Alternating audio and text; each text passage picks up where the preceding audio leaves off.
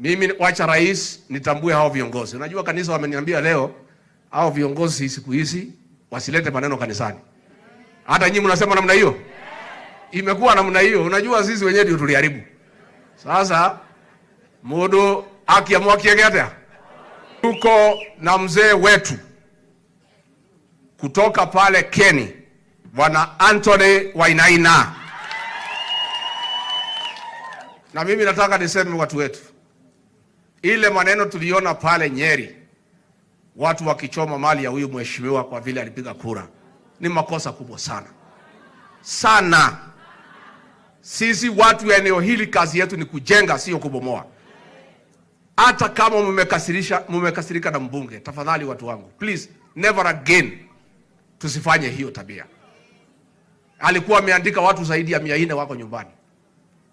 If you have a problem with your member of parliament, si ungoje kwa debe? Hakuna haja. Tafadhali, let us never go into that direction. It is a wrong direction.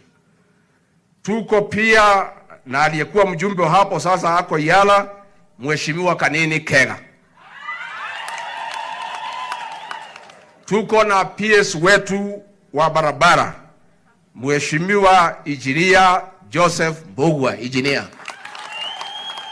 Tuko pia na katibu wetu wa ulinzi ambaye ni jirani wetu hapa Nyahururu, Bwana Patrick Maliro.